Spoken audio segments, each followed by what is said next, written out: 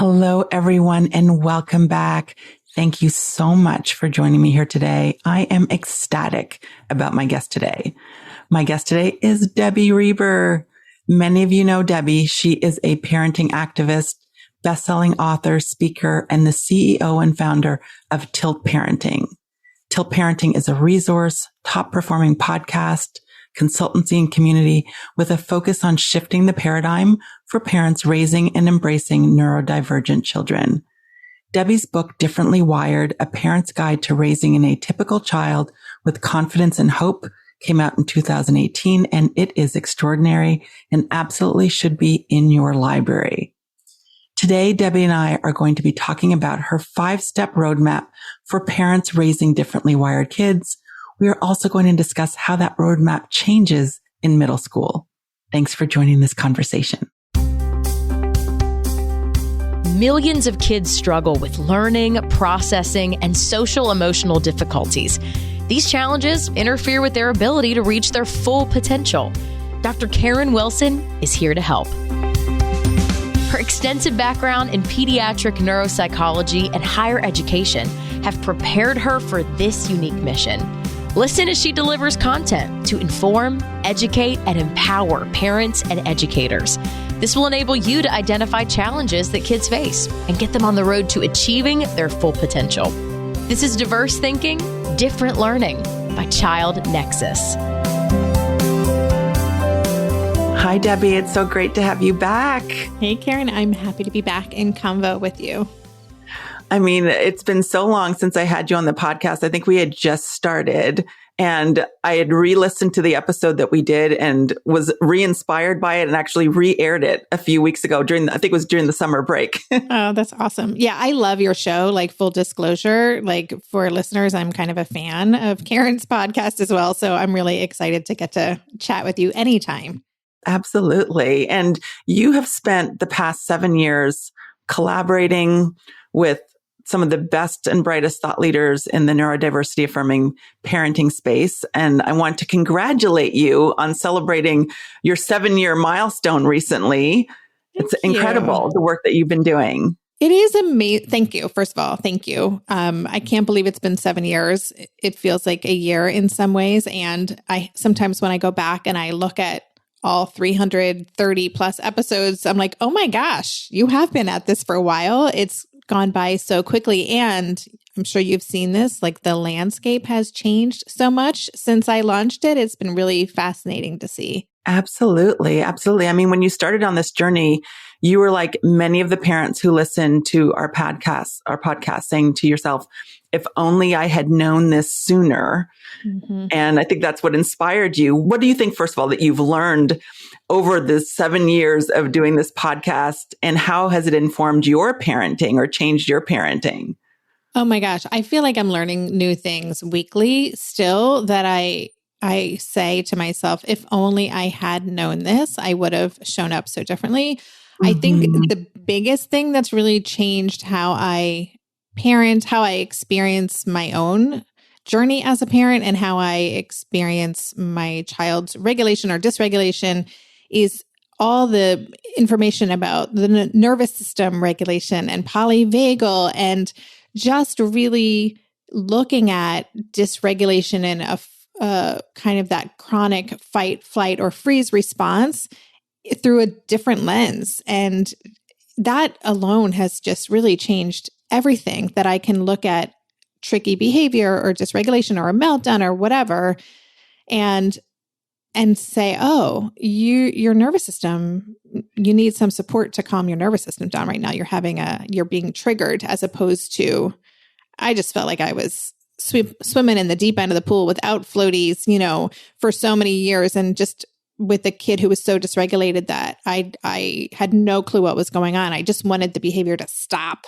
Right. And I probably went about trying to stop that behavior in ways that I don't think are right. And I wish I had made different choices. Right. And I think that's the experience of many parents. It's really one of the reasons why I do this podcast, is because you want to increase understanding, because so many parents just see the behavior and see that it's frustrating, and like they want it to stop. But once you're on the other side and you can kind of have time to pause and you have the information during that pause to understand that this is a dysregulated nervous system, then you also are in a position to better empathize, better understand, and then you can employ better strategies for addressing it. Sometimes that strategy is just to give yourself a break or to walk away and then come back when you are better regulated and better able to tap into your problem solving skills to be able to address it. Yeah, it makes it not personal anymore. It's not about me being a bad parent. It's not about my child trying to make my life more challenging. It is what it is. It's a dysregulated system. And yeah, that really is a game changer because we can just observe it and see it for what it is. And then we can learn strategies to support becoming re-regulated in the moment and how to support ourselves, as you said, which sometimes means just taking a breath, taking a pause, walking away. So yeah, I do kind of almost mourn the fact that I did not have access to this information when my kid was younger. And I have to constantly practice self-compassion and not beat myself up for again, making choices or just kind of spending a couple years parenting in a way that is not in alignment with what I believe and what I know to be true now. Absolutely. And, I think, you talked about how the landscape has changed and when we think about neurodivergent students. And I think for a lot of parents, the idea initially was how to fix their child, right? A lot of parents, even who seek out assessments want a fix. They want a quick fix or they want a fix. And, over time, I've seen more parents, not focus so much on fixing their child or even addressing the behavioral problem that they see, but really about embracing the parent experience and figuring out how can I be a better parent to the child that I have. And I know that's been your experience. I'd love for you to kind of talk about that. Yeah. I mean, I definitely had that fix it mindset, especially because when my child was younger, it was all about they have to go to school. They have to do this. There are all these kind of fixed ideas about what it means to be a good student or to thrive in school or home or whatever that is. And I had the opportunity to homeschool for a number of years, which I guess now, with COVID having happened, most people have had, although that was a little bit different. But when I homeschooled my child for 6 years, and it was such an education for me to really get to understand that the environment that I was putting my child in was actually very triggering to them, was not strengths-based, was really hyper-focusing on deficits, was probably exacerbating lagging skills and dysregulation. And so for me, kind of really making a shift, and it didn't happen overnight, but to start to recognize there's nothing wrong with the way that my child moves through the world or the way that they need to move their body to write or to process or, their own unique way of regulating. There's nothing wrong with that. It's the environment that made it so challenging. And so that shift for me has stayed and has just made me kind of consider every aspect of our lives, every environment that I ask my child to be in, or just, navigating friendships or whatever that is. It's more about really understanding who this human is, what environments can really trigger them, what is supportive for a nervous system, and then kind of helping them also understand that so that they have that information moving forward. Absolutely. And that's so important, I think, for so many families to come to that realization that the environment may be triggering my child. The environment may not be right for my child. And, I've worked with a lot of families who can seem overly invested in their kids attending this type of school or being in this type of learning environment. And many come to realize that once they get their child out of that learning environment into one that is a better fit for them, then their child really has the opportunity to thrive. Mm-hmm. And it's incredible to see.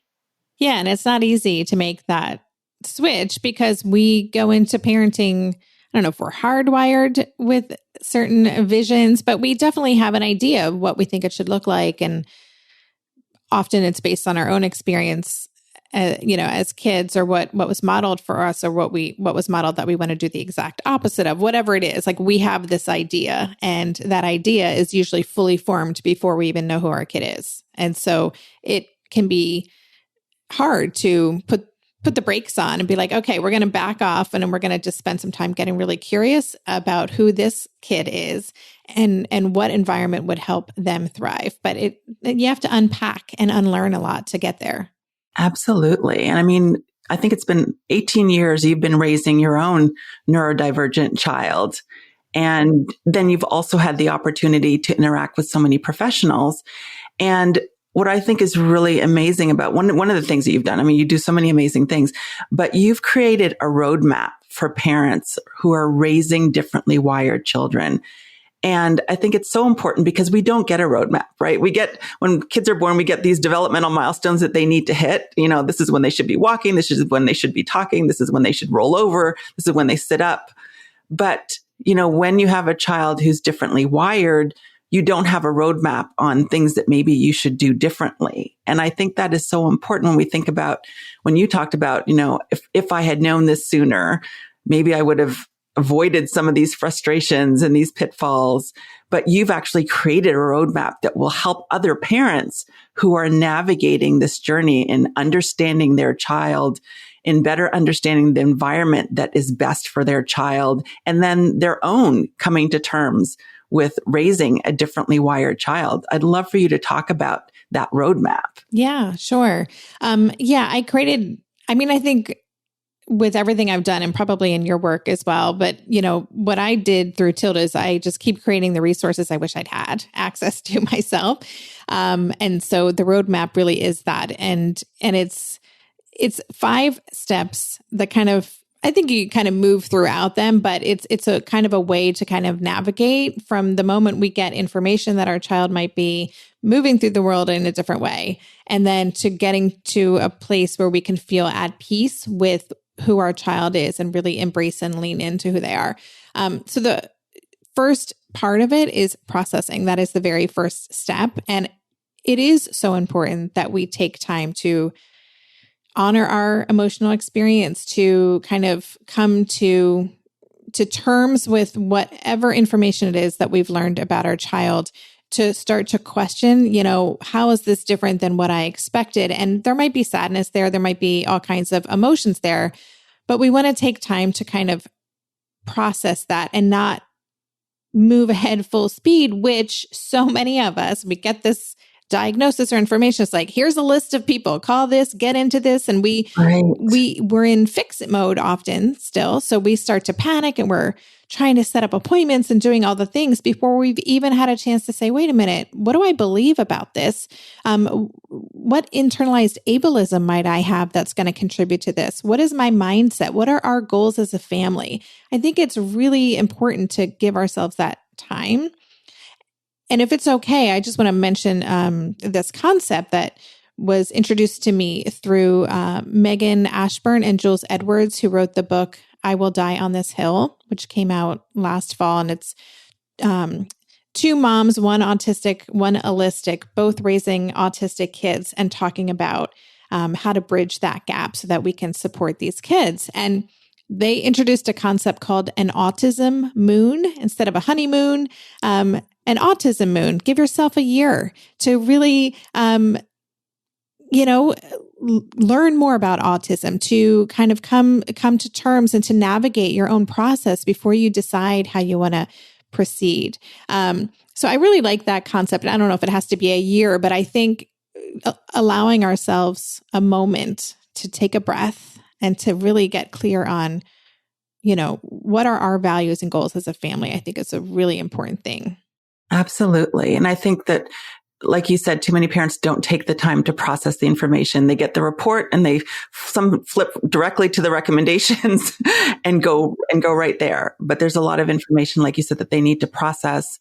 They need to figure out, what is their understanding of what this means for them, their child, and their family, and have discussions, with a spouse or significant other about, what they think about this. Exactly. And part of that processing leads into number 2. Part of that processing is taking care of ourselves, right? And so the second step in the roadmap is connecting, because anyone who's parenting a neurodivergent child, there is an aspect of it that can feel very isolating, because a lot of people don't get it. And people who may have been our steady friends, navigating, parenthood together, or maybe family members, there might be people who we don't feel have the level of understanding, or that they can't support us in the way that we need right now. And so sometimes we make our worlds smaller and smaller as we're kind of processing this.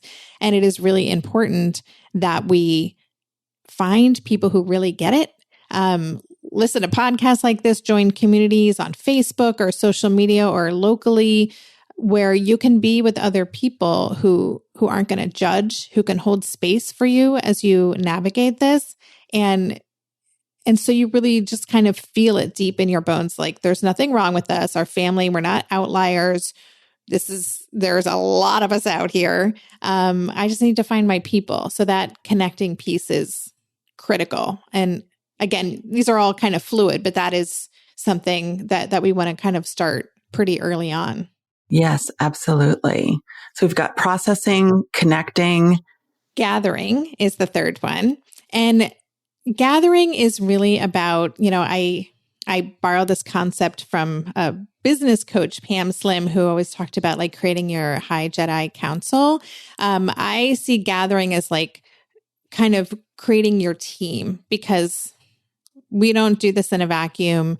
We do need other people. We often do need to rely on experts, therapists, go-to gurus, authors, people further ahead on the journey who could be mentors for us.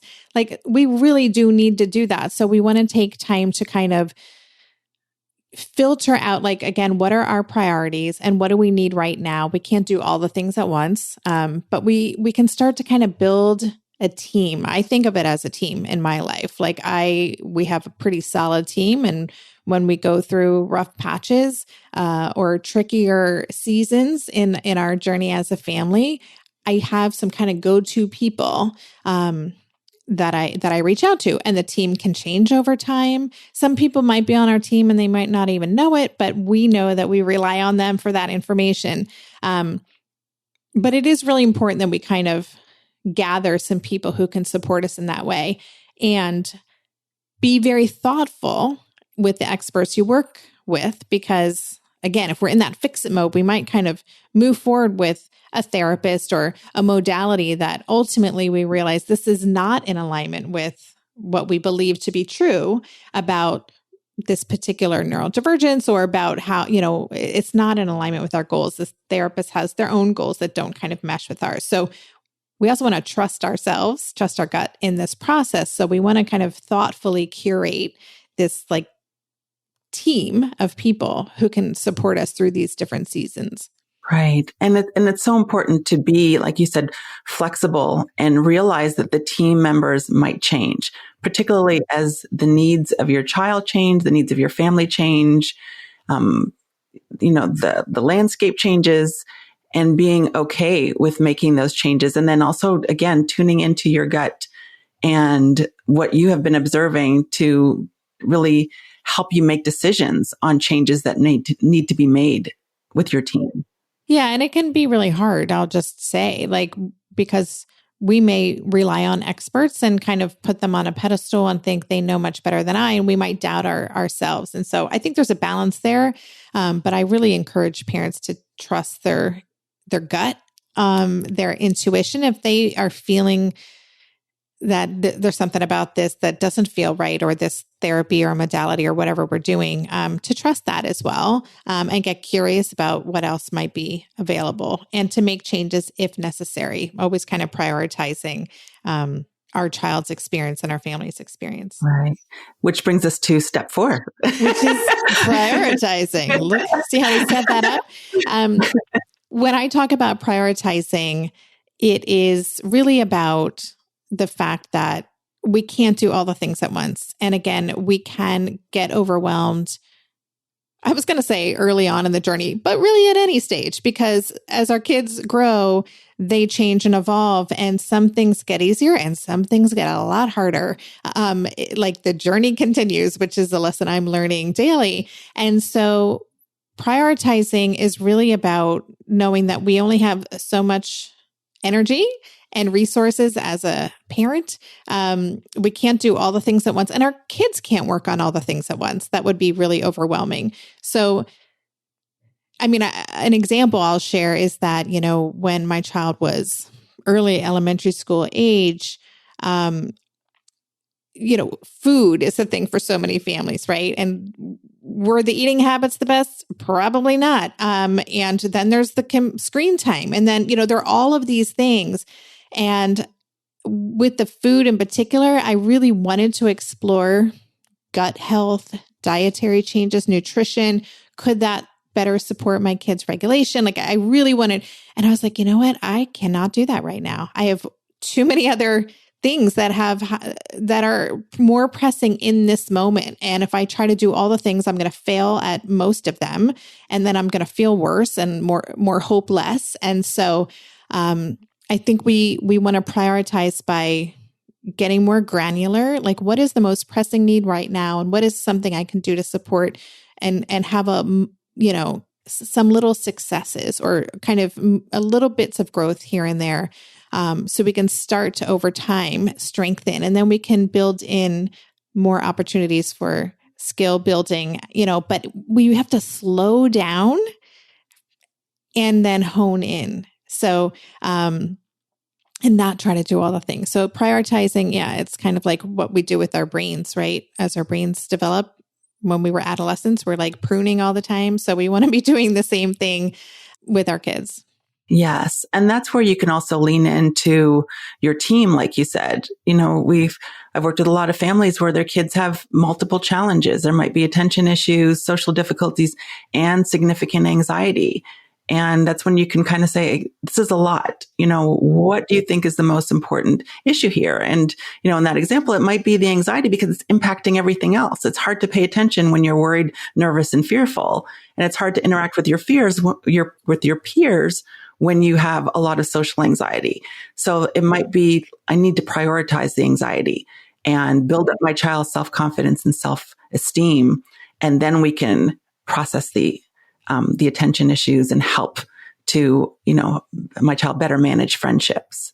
Yeah. If a child is not regulated, there is no meaningful growth that's going to happen. So, and that's something I learned from Danny Rady from Asperger Experts. He had done this video years and years ago about, I can't remember what he called it, like the sensory funnel or something like that. But how with autistic kids, we often like social skills, have to learn how to do this stuff. But meanwhile, we've got a kid who is in constant fight or flight.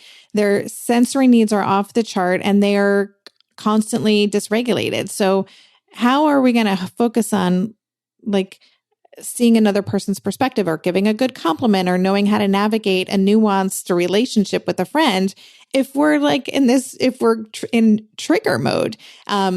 So when I learned that, it was a real game changer for me. But again, that's not something that we might hear from some experts who might say, you got to get your kid in a social skills group. And so we're like, okay, where's the social skills group? Let me sign up before we really see, like, is this child in a space where they can actually do this work and have it feel positive and supportive for them? Right. Oftentimes they can't even take in the information if they are so dysregulated or highly anxious. Yeah, they're just shut down. And then the final stage in that roadmap, even though you can, again, revisit these different stages at different times. Yes. The final stage is happily ever after. No, that is not what it is. The final stage is accepting, and specifically accepting is not happily ever after. I always like to say that up front. It is not that we reach this kind of like Zen-like state where nothing triggers us anymore and we can navigate all the hard stuff with grace and ease and stay completely regulated ourselves. That is not what accepting is, but it is about kind of feeling like we understand who they are. We're in acceptance of their journey. And we also make the choice every day to show up with curiosity for who they are, and we're not, again, being in that fix-it mode, we're more on a journey together. We're here to support our kids in living their best life. And it's hard. Part of acceptance is realizing this is really hard, and taking care of ourselves so that we can continually show up for the child we have. So it's an action. It is not a state of being, acceptance.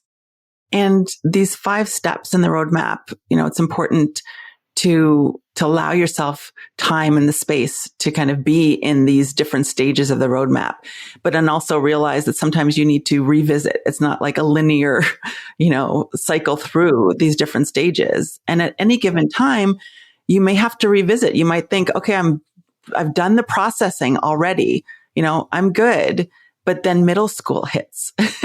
And then it feels like you're back in that processing again, because now your child who may have been diagnosed with ADHD, autism, or some other neurodivergent presentation now looks very different as a middle schooler than they did when they were younger. Yeah. Yeah. And then throw on good old mental health challenges that so many kids are really struggling with in middle school and high school. Yeah, our kids are always changing. They're figuring out who they are. Individuation is a whole new thing that we need to learn how to process as parents. I mean, I'm looking at the overview: processing, connecting, gathering, prioritizing, and accepting. I am doing all of these right now. Like, this is my week right now. So it is, but I know now, like, this is what I'm doing. This is what this looks like. And I'm connecting with different people. My support team is going through a transition right now. And that's okay. That's part of changing and evolving and growing. I'm continuing to prioritize because my kid just graduated from high school and we're figuring out what's next. So there's so many, I have a list of things that this kid needs to know how to do. We can't tackle them all now. So I'm prioritizing, and I'm continuing to work on myself and my own triggers so that I can be nimble in acceptance of what is really hard right now. Yes. And it's like that's those transition points. You talked about, your child transitioning from high school and, transitioning from elementary to middle school. We just started a new academic year, and many parents are in it right now with that transition. And it seems like, development of your child is interacting with their neurodivergent presentation. And that means revisiting a lot of the things that they may have thought that, we've already done that. I understand ADHD in my 6-year-old, but now do I understand ADHD in my 6th grader who now has executive functioning challenges? And now the self-regulation issues look very different because it's interacting with puberty. Mm-hmm.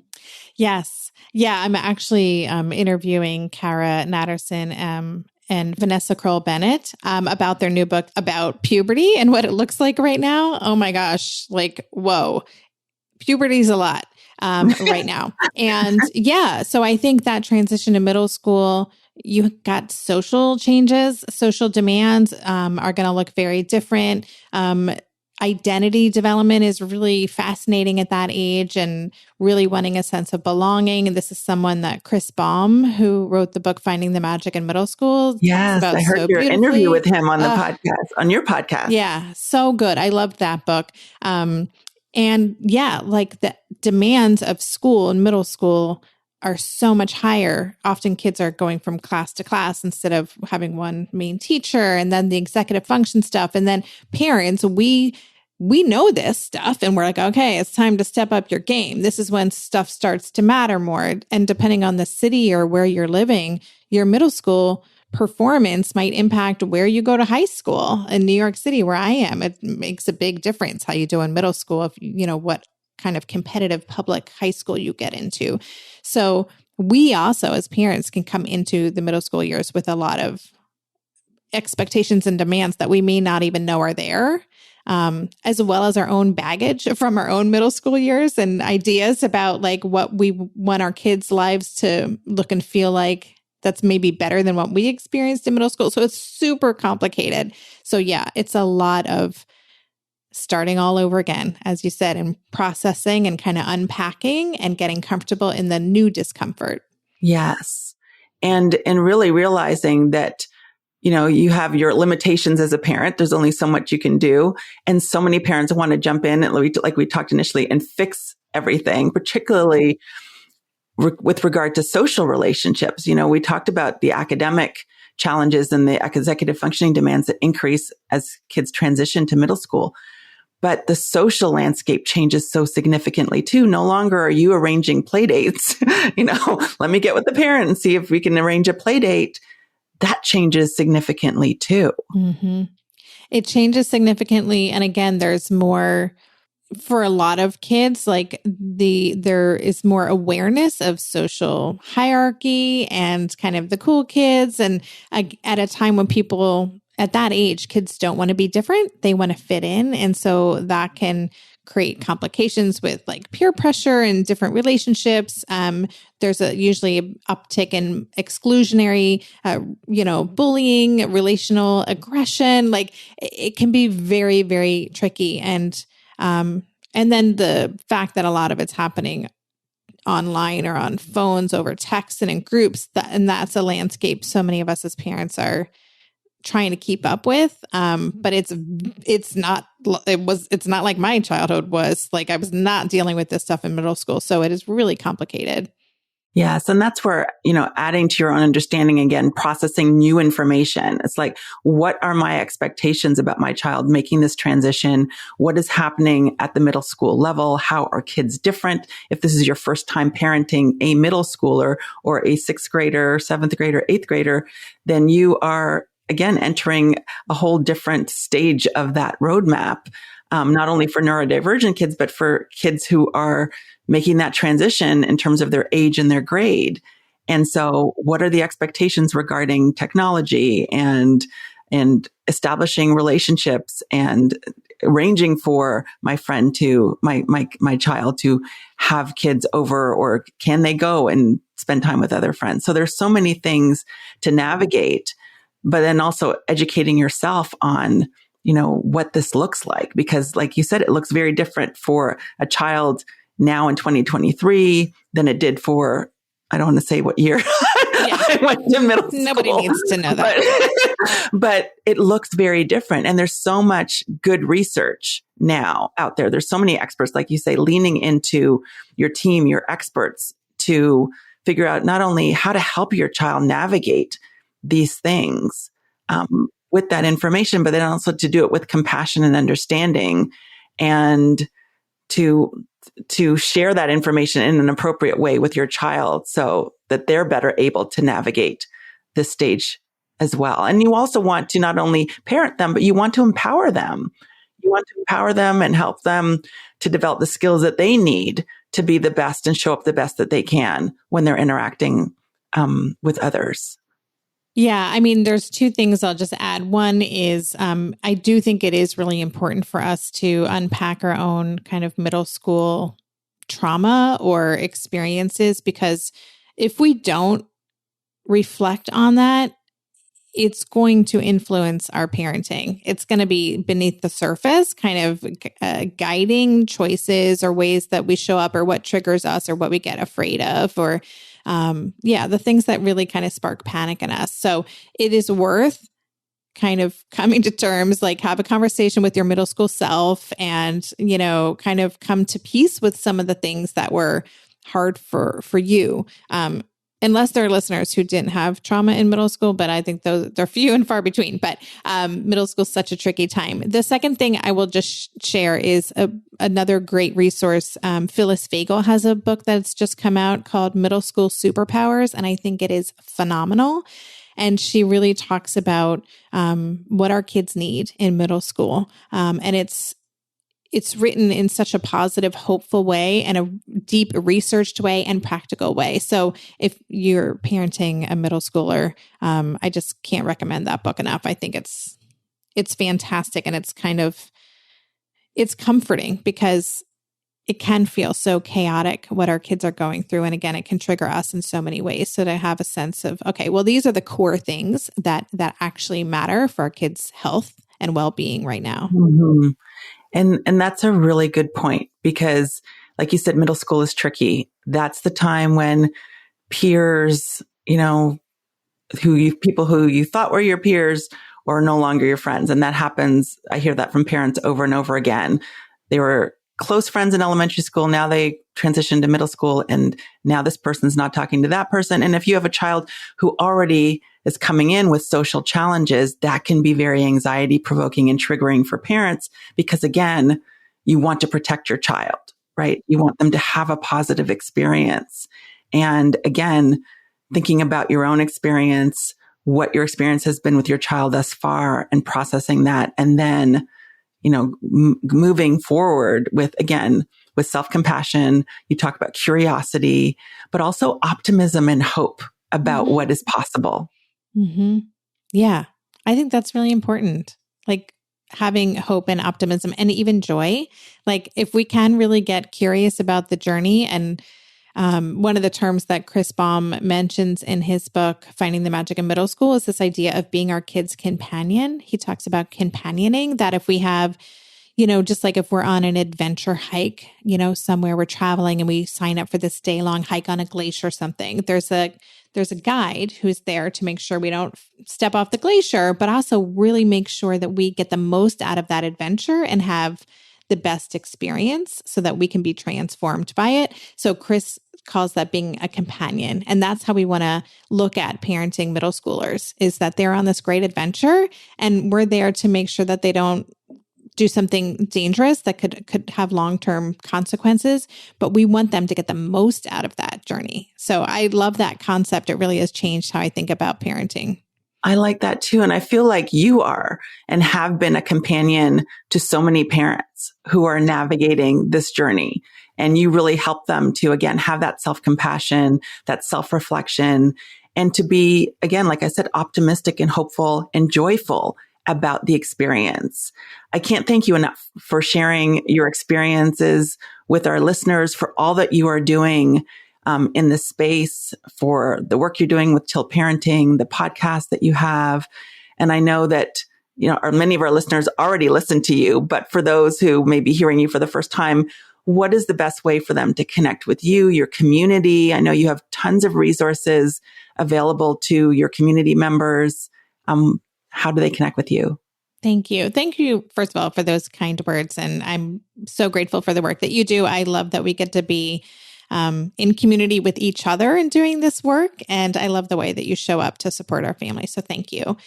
And the best place to connect with me is Tilt Parenting. That is where, you can look through the archives of the podcast, searchable. And I try to create little categories. So if you're looking for a specific issue, it's easier to go through those episodes and find what you need. I have something called the Differently Wired Club, which is my community for parents who kind of want to really dive into doing this work on themselves within a supportive community of peers and great parent coaches.